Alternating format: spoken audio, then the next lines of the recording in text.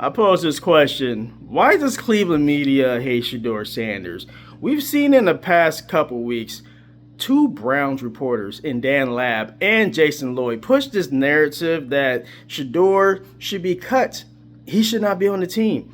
They're asking the question, why would you have Shedeur be your QB1 going into 2026 without even adding any solutions to your quarterback issue?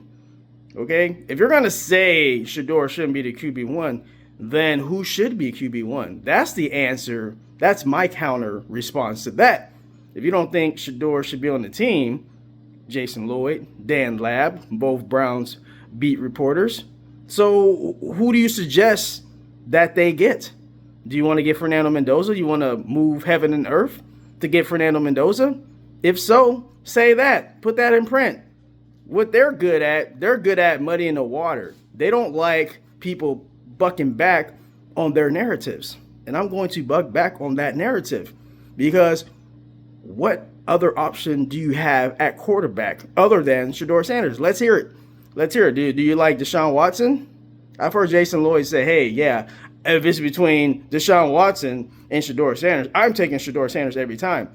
So that's probably going to be two of the quarterbacks in a quarterback room. I don't think Dylan Gabriel is going to be on this team next year, and I think you're going to bring in another veteran quarterback, in my opinion, or you're going to draft a quarterback later in the draft, in my opinion. I think Deshaun is going to be the veteran on the team, and then there's going to be maybe another veteran on top of that as well, kind of what they did last year when they had Kenny Pickett and they had Joe Flacco, except it's going to be Deshaun and probably somebody else. I'm not sure who. It could be Tyler Huntley again.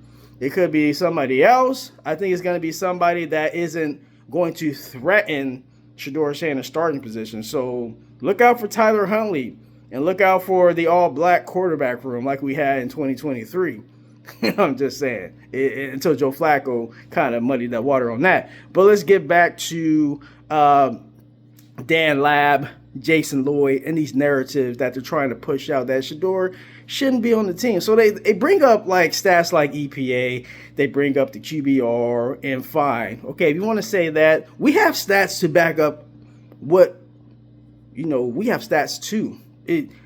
They say EPA, like EPA is the only metric that you can judge a quarterback on. QBR is the only metric. Like, yeah, if that was the only metric you can judge a quarterback on, then fine. Yeah, Shedeur shouldn't be your quarterback. But there's a whole lot of more nuance that goes into looking at a quarterback. Did you watch film on him? I can tell Jason Lloyd, Dan Lab, they just watched the game once and didn't do any film work besides that. Because that's what reporters do. That's what journalists do. They're not going to look at the film. They're not going to look at a breakdown from Chase Daniel for 15 minutes. It's only 15 minutes of your time, bro. It ain't that much time to look at tape and have somebody breaking down and be like, oh, yeah, Shedeur did that well. Oh, he needs to improve on that. For you just to unequivocally say, oh, he shouldn't be in Cleveland or he shouldn't be the QB1 next year or we don't have our quarterback. We don't know that. How can you unequivocally say that Shedeur isn't the guy after 7 games and after a coach was there that did not want to start him? I mean, how could you say these? How could you say that with a straight face? Everything that was involved, okay? Everything involved. Shedeur still threw for 364 in the game. Shedeur still was rookie of the week that week against the Titans. Shedeur still won his debut, which was the first time a Browns quarterback won their debut since 1995 in Eric Zaire. That means something. Shedeur ended the year winning 2 games over divisional foes. I have yet to hear anybody in Cleveland media give Shedeur credit for that. What they're trying to say is like, oh, well, the numbers weren't great and they won despite him. Okay, so if you want to say that, that's fair. But what about when Shedeur did play great in the Titans game and his coach held him back? His coach took him out on the most crucial play of the game. That's so much damning evidence that Kevin Stefanski does not like Shedeur Sanders. I've never seen that in my life where a team was down 2 points. They needed a 2-point conversion. Your quarterback threw for 364. Your quarterback had 4 touchdowns accounted for. And that coach took that quarterback out of the game. Like, what are you talking about? Come on, add some contacts, Dan Lab. Add some contacts, Jason Lloyd. I'm going to throw Mary Kay Cabot in there, Tony Grossi. All these jokers at one time in Cleveland media have said disparaging things about Shedeur while propping up Dylan Gabriel, who we know, just watching at the film, was not it. He did not want to make any mistakes out there. He could not push the ball down the field. He couldn't throw the ball over 35 yards. That's who y'all want as y'all quarterback? Of course, Cleveland media, they want somebody that's safe. Want somebody that's not going to rock the boat too much. Somebody that's not going to stand up to Cleveland media and just call y'all out for being painfully mediocre. That's what they don't want about. That's what they don't like about Shedeur Sanders. Shedeur is going to point out that they're really inept at their job. They don't want to be uncomfortable. They want nephew out of Cleveland because they just want the status quo. They don't want Cleveland to actually be great. But if they do want Cleveland to be great, they want to be under their parameters. They want Cleveland to be great under somebody that's more palatable for them at the quarterback position. But here's the thing. Cleveland is a very black city. Just get over it. Okay? There's some real, I got to say this, there's real tensions in Northeast Ohio. Anybody that grew up in Northeast Ohio, you guys know. Anybody that's actually watched this video through, y'all the real ones. All right? I'm going to talk to the real ones now. All right? Northeast Ohio, a very bigoted place.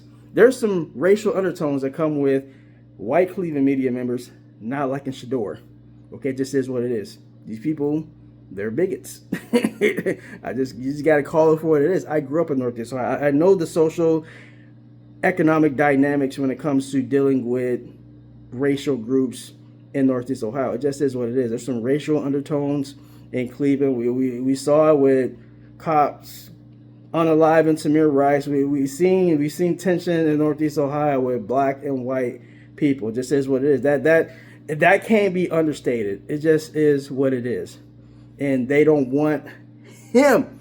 They know that Shedeur is firmly for the culture. That's what these reporters are. They're smarter than they appear. They know that, the black population, and frankly, a lot of the white population, that aren't biggest in Cleveland, they rock with Shedeur. They understand that Shedeur he has entrenched himself in Cleveland. Like, he is a Clevelander, okay? He entrenched himself in the community right away.